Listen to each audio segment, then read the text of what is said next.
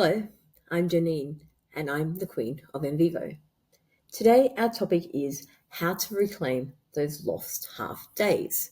So if you are anything like me, working on a research project, sometimes you leave that project for a day, a week, or even maybe a month. Again, if you're anything like me, you'll spend half a day when you come back trying to find your last place where you were in the project and working out what your next steps need to be. So I'm here to hopefully help you with a tool in NVivo to reclaim those half lost days. Now, this tool is useful for lots of other things, but I think if it's useful for this alone, then it's worthwhile investing your time in doing it. It doesn't take a lot of time, but it certainly is a useful tool to get into the practice of that will help you guide your research and what you're doing. So under memos, we're going to create our research diary, which you may have seen in another video.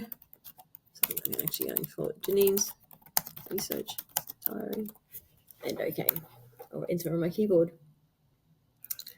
I always add in the date and time, so by default, as it's a new file, I am in edit mode.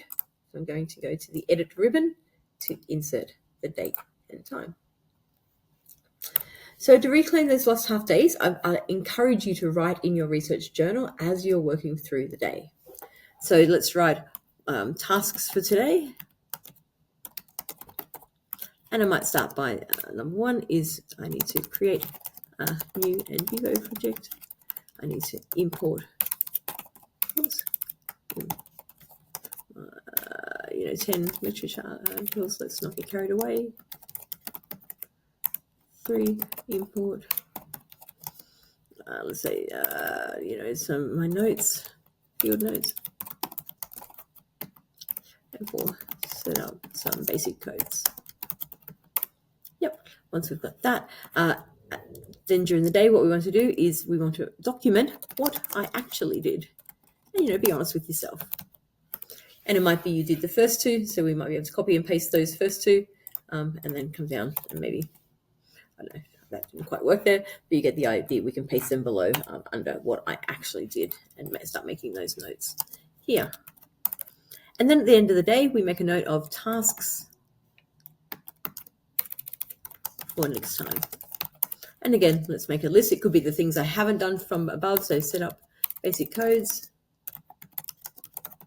And I might have a whole bunch of other things I want to add to that.